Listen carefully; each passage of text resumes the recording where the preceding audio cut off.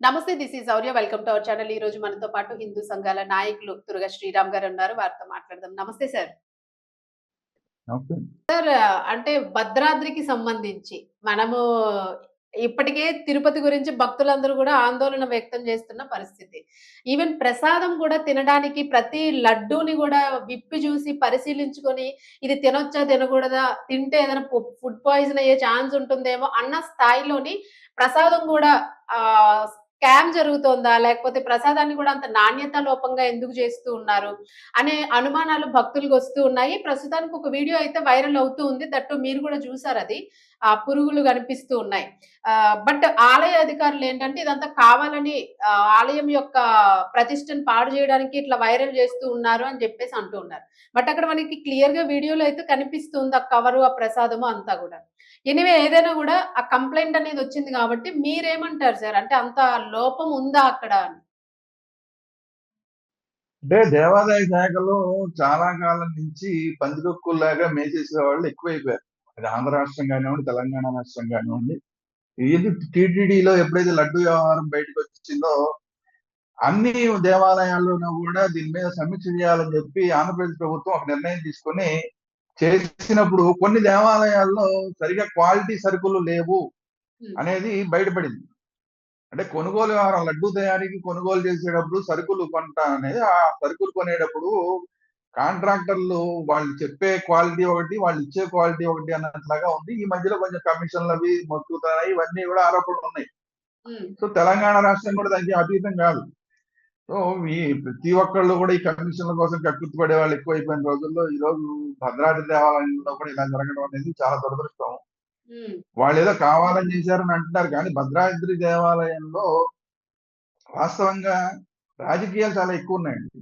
హ్మ్. ఈవోకి, ఈవోకి అర్చకులకి పడదు. హ్మ్. మిగతా ఈవోకి కింద జేఈఓలు ఇలాంటి వాళ్ళు ఉంటారు. వీళ్ళందరికీ వీళ్ళకిను అర్చకులకి పడదు. ఇదంతా చాలా కాలం నుంచి నడుస్తోంది. అందువల్ల ఏంటంటే వీళ్ళ సమన్వయ లోపం అనేది ఉంది. అసలు కాంట్రాక్టర్లు తీసుకుంటున్న వాళ్ళెవరు? ఇస్తున్న వాళ్ళెవరు? వాటిని సప్లై చేస్తున్నప్పుడు చూస్తున్న వాళ్ళెవరు? హ్మ్. వీటన్నిటి మీద ఏ స్పష్టత లేదు. ఇంకొకటి ఏంటంటే అసలు భద్రాద్రి దేవాలయానికి చైర్మనే లేడు. అదే ఇప్పుడు అది ఇంకా కాదు గత విచిత్రం. 10, 15 ఏళ్ల నుంచి 10, 15 ఏళ్ల నుంచి అంటే దాదాపు అసలు తెలంగాణ రాష్ట్రం ఏర్పడిన తర్వాత అసలు భద్రాద్రి దేవాలయానికి ఒక చైర్మన్ నియమించిన దాఖలాలు లేవు. సో ఏంటి సార్? అంటే ఏంటి రీజన్? చైర్మన్ ఉంటే ఇప్పుడుకొచ్చే ఇష్యూ ఏముంటుంది అక్కడ పోనీ? వాళ్ళకి ఇప్పుడున్న వ్యక్తులైనా వాళ్ళకి సంబంధించిన వాళ్ళైనా ఎవరో ఒకరినైతే అటెండ్ చేయాల్సిన అవసరం ఉంది గదా! అదే అండి. అంటే ఇప్పుడు చైర్మన్ ఉన్నాడనుకోండి కనీసం వాళ్ళు ఒక పరిపాలనా మండలి ఉంటే వాళ్ళు కొంచెం దాని మీద తనిఖీలు చేయడం ఇవన్నీ చేస్తారు. హ్మ్. ఇప్పుడు ఈ మొత్తం అంతా ఈవోల చేతుల్లోకి వెళ్ళిపోయింది. ఈవోల చేతుల్లోకి వెళ్ళిపోయిన తర్వాత మనకి తెలుసు కదా అధికారులందరూ కూడా ఎంతకాలం నుంచి ఈ వ్యవస్థ అంతా భ్రష్టు పట్టిపోయిన వ్యవస్థ ఇదంతా కూడా. సో అవును. అందువల్ల ఎక్కడ అవకాశం దొరికితే అక్కడ వీళ్ళు డబ్బులు సంపాదించే కార్యక్రమాలు, కమిషన్ తీసుకునే కార్యక్రమాలు ఇలాంటివన్నీ చేస్తుండటం వల్ల ఇలాంటి దుస్థితి వచ్చింది. అసలు భద్రాద్రి దేవాలయం ఈ రోజు ఈ ప్రసాదం గురించి వచ్చింది కానీ అసలు ఆ భద్రాద్రి దేవాలయానికి సంబంధించిన ఆస్తులు పోయినాయి చాలా. హ్మ్. ఆ భద్రాద్రి దేవాలయానికి సంబంధించిన భూములు అన్యాక్రాంతం అయిపోయినాయి. హ్మ్. భద్రాద్రి దేవాలయానికి సంబంధించిన భూముల్లో చర్చిలు వెలిసినాయి. హ్మ్. అలాంటివి ఇవన్నీ కూడా ఏమీ పట్టించుకోకుండా ఇష్టారాజ్యంగా గత కొంతకాలంగా చేసుకుంటూ వస్తున్నారు. ఇప్పుడు అది పరాకాష్ఠకి వెళ్ళిపోయి ప్రసాదం దాకా వెళ్ళిపోయింది. ఇమ్మీడియట్ గా అవును. అందుకనే దేవాదాయ శాఖ మనం ఆంధ్రప్రదేశ్ లో గాని తెలంగాణలో గాని 2 చోట్ల కూడా మొత్తం దేవాలయ వ్యవస్థని ప్రక్షాళన చేయాలి. హ్మ్. అసలు వీళ్ళు కొంటున్నవెవరు? కాంట్రాక్టర్లు ఏంటి? వీళ్ళు సరిగా పనిచేస్తున్నారా లేదా? క్వాలిటీ కంట్రోల్ అనేది కనబడుతుందా లేదా? అన్న దాని మీద పూర్తిగా సమీక్ష చేయాల్సిన అవసరం ఉంది. అంతేగాని ఏదో అక్కడ పురుగులొచ్చినాయి అనంగానే అవతలాడి ఎవరి మీద తోసేసి తప్పించుకుందాం అంటే కుదిరే వ్యవహారం కాదు. హ్మ్. మాలాంటి వాళ్ళం అసలు ఊరుకోము. ఇంతకు ముందు కూడా అక్కడ దేవాలయం అధికారులకి మేము చెప్పడం జరిగింది. భూములకు సంబంధించిన అంశంలో సరైన చర్యలు తీసుకోండి. హ్మ్. అవసరమైతే కోర్టుల్లో కూడా సరిగ్గా వీళ్ళు కేసులేయడంలో కూడా వాపోపయిష్టంగా చేస్తారు. హ్మ్. సో ఆ హ్మ్. కోర్టుల్లో వ్యవహారాలను కూడా సరిగ్గా చెయ్యండి అని చెప్పి మేము స్వామీజీలతో వెళ్లి వాళ్ళకి చెప్పడం జరిగింది. అవును. ఇప్పుడు ఇలాంటి ఇంకా దేవస్థానానికి సంబంధించిన ఈ అధికారులు చివరికి ప్రసాదంలో కూడా కక్కుర్తి పడుతూ ఉంటే మాత్రం చూస్తూ ఊరుకునే సమస్య లేదు. హ్మ్. గతంలో కేసీఆర్ గారు ఏంటంటే అసలు కేసీఆర్ గారు అక్కడికి వచ్చేవాడే కాదు. ఆయనకి ఎవడో చెప్పాడంట, ఎవడో జ్యోతిష్కుడో ఎవడో పనికిమాలినాడు ఎవడో చెప్పాడంట. భద్రాద్రి దేవాలయానికి వస్తే నీకు ఊస్టింగ్ అయిపోద్ది, నువ్వు ముఖ్యమంత్రిగా ఉండవని ఆహా! అని ఎవరో చెప్పారని ఈ వార్తలు వచ్చినాయి. అప్పటి నుంచి అసలు ఆయన భద్రాద్రి దేవాలయానికి వచ్చిందే లేదు. ఆయన హ్మ్. మనవాడిని పంపించేవాడు, లేదా ఇంకెవరినో పంపించేవాడు, ఏదో రకరకాల చిత్రమైన విన్యాసాలు చేసేవాడు ఆయన. సో హ్మ్. ఆయన ఉన్నంత కాలం అలా అయిపోయింది. పోనీ ఆయన ఏమన్నా పోనీ ఉట్టికట్టుకు నువ్వు ఉన్నాడా అక్కడ, పోనీ ఆ ముఖ్యమంత్రి పదవిలో పోయింది కదా. నువ్వు అవును. భద్రాద్రి అక్కడ దేవాలయానికి వెళ్ళకపోయినా నీ ముఖ్యమంత్రి పదవి పోయింది. అందుకని ఇలాంటి మూర్ఖమైన పనులు చేయకుండా దేవాలయాన్ని ఎలా అభివృద్ధి చేయాలన్న దాని మీద హ్మ్. ప్రభుత్వాలు దృష్టి పెట్టాలి.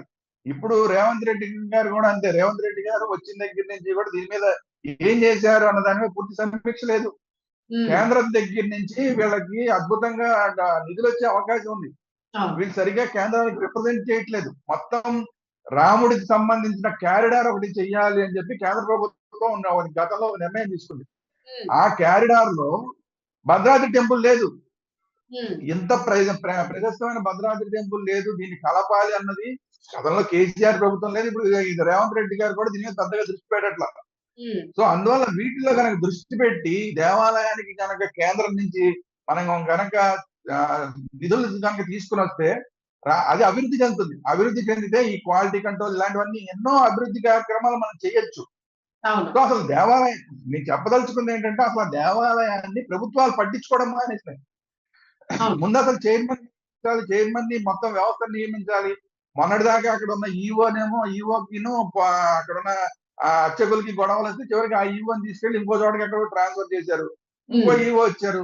సరే ఈ ఈఓ వచ్చిన తర్వాత బాగుంటుందేమో అనుకుంటే ఈ ఈఓ వచ్చిన తర్వాత ఏమో ప్రసాదంలో ఈ విధంగా బయటపడినాయి. హ్మ్. అంటే వ్యవస్థనే మనం పూర్తిగా ప్రక్షాళన చేయాలి. ఈఓలు అనేది కాదు.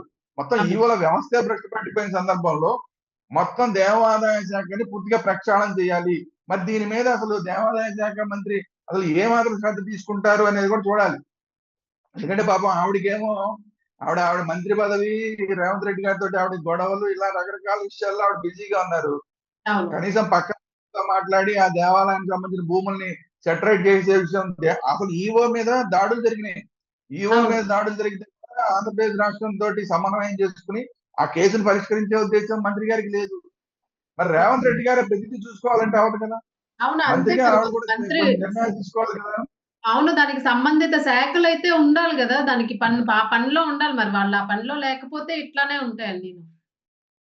అదే సమస్య ఏంటంటే అన్ని రేవంత్ రెడ్డి గారే చూసుకోవాలి. మనం మాత్రం రాజకీయాలు చూసుకుంటా ఉంటే ఎంతకాలం ఎన్ని చూసుకోగలరు రేవంత్ రెడ్డి గారు. అవును. కేవలం రేవంత్ రెడ్డి గారు మనం ఏదో అనేసి మనం పక్కకి వెళ్ళిపోదాం అంటే మరి మంత్రుల బాధ్యత ఇది. మంత్రులు పూర్తి స్థాయిలో బాధ్యత తీసుకుంటే కదా ఇలాంటివన్నీ బాగుపడతాయి. అందులో ప్రధానమైన దేవాలయం ఇప్పుడు అవును. యాదాద్రిలో ఎంత ప్రధానంగా అక్కడ కావాలని చేశారు కేసీఆర్ గారు. ఆ సరే. యాదాద్రి దేవాలయంలో కూడా అనేకమైన ఇబ్బందులు బయటపడుతున్నాయి. నేనిప్పుడు ఆ పాయింట్‌కి ఇప్పుడు రాబోతున్నాను. ఎగ్జాక్ట్‌గా మీరదే మాట్లాడుతూ ఉన్నారు. యాదాద్రి దేవాలయం చూస్తే అసలు మతిపోయింది నిజంగానే. ఇంత లెస్ క్వాలిటీతోని దీన్ని నిర్మించారా అని బయట ప్రాంగణం గాని, ఆ స్పేస్ గాని అసలు భక్తులకి ఏమాత్రం సాటిస్ఫాక్షన్ లేదక్కడ. అసలు కార్లు వెళ్ళడానికి 500 ఎంతో తీసుకుంటున్నారు. కారుకి 500 తీసుకోవడం ఏంటండి పార్కింగ్ పైనకి కా వెళ్ళడానికి. అసలు కింద నుంచి కార్‌కి ఎవరిని 500 వెళ్ళనివ్వరు. ఆటోలు వెళ్ళనివ్వరు. కార్‌కి 500 కాదు సార్. గవర్నమెంట్ కి సంబంధించిన డబ్బులు. ఆ! ఆ! కార్‌కి 500 అంటే తీసుకుంటా అదే ఉన్నారు. అసలు గుడి చుట్టూ కట్టిన ఆ క్యూ లైన్ చూసారా అసలు? ఈవెన్ తిరుమలకి కూడా లేదు సార్. అంత దూరము, అంత స్పేస్ భక్తులు కళ్ళు తిరిగి పడిపోతున్నారు మంచినీళ్ళు కూడా దొరక్క. అదే అంటున్నది. ఇవన్నీ కూడా ప్లానింగ్ లేకుండా చేసిన పనులు. అందుకనే అంటున్నా ఇంత ప్రధానమైన దేవాలయాలు బాగా ప్రెస్టీజియస్ గా కట్టారనుకున్న దేవాలయాన్ని పట్టించుకోరు. హ్మ్. తరతరాల నుంచి వస్తున్న ప్రెస్టీజియస్ గా వస్తున్న దేవాలయం ఇది. రాముడు అంటే అసలు భద్రాద్రి రాముడు అంటే మొత్తం దేశం అందరిని అన్ని చోట్ల నుంచి పరిగెట్టుకొస్తారు. అవును. అలాంటి దేవాలయాన్ని పట్టించుకోకపోతే అయోధ్య లేని టైంలో మొత్తం ఉన్నది ఇది ఒకటే కదా దేవాలయం, ప్రధానమైన అవును. దేవాలయం దేశం అవును. మొత్తం మీద. అవును. అవును. అయోధ్య తర్వాత మరి అలాంటి భద్రాద్రినే అనుకుంటాము. అవును. మరి అలాంటి దేవాలయాన్ని ప్రభుత్వం పట్టించుకోకపోతే చివరికి పురుగులు వచ్చేస్తే పురుగులు ప్రసాదంలో వచ్చేస్తుంటే అసలు ఎంతమంది అనారోగ్యానికి గురై ఉంటారు. హ్మ్. ఇది భక్తుల మనోభావాలకు సంబంధించి మాత్రమే కాకుండా భక్తుల ఆరోగ్యానికి సంబంధించిన విషయం. హ్మ్.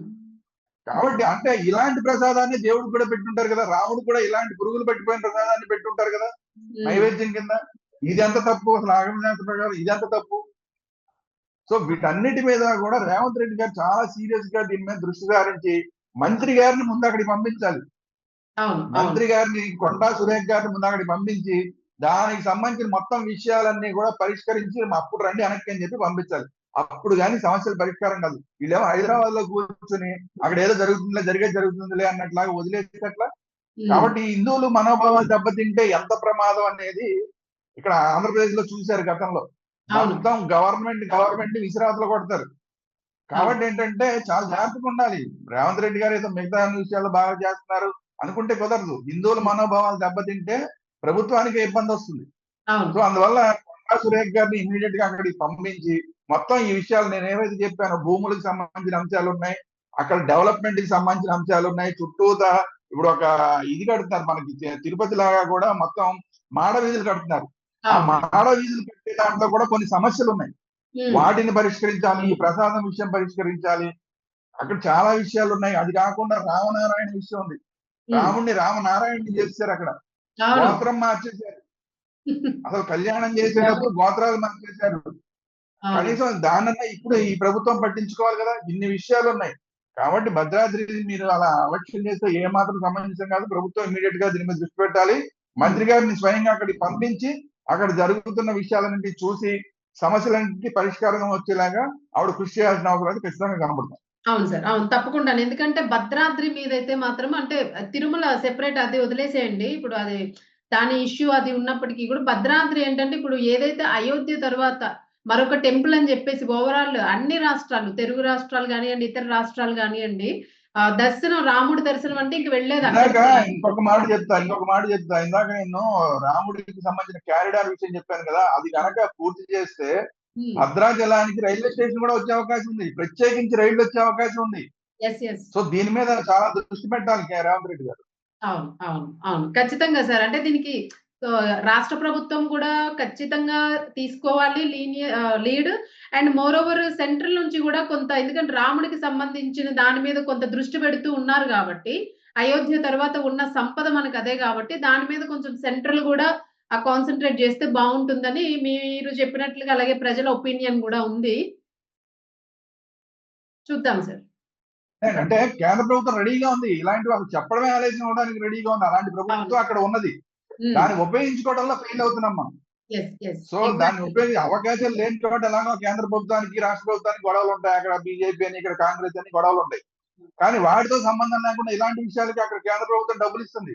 దాన్ని అవును. ఉపయోగించుకోవాలి కదా. అక్కడ దీన్ని ఉపయోగించుకుంటే భద్రాచలానికి రైల్వే స్టేషన్ రావడం అంటే అక్కడ హ్మ్. భద్రాచలంలో అక్కడ గోదావరి మీద ఇంకో బ్రిడ్జ్ కూడా పడుతుంది. అవును. ఇప్పుడున్న రోడ్డు బ్రిడ్జ్ కాకుండా రైల్ బ్రిడ్జ్ కూడా పడుతుంది. అంటే అప్పుడు ఎంత డెవలప్ అవుతుంది. ఇప్పుడు భద్రాచలం డెవలప్ అవ్వడానికి కారణం కేవలం ఒక రోడ్డు మార్గం మాత్రమే ఉన్నది. అవును. రైలు మార్గం లేదు.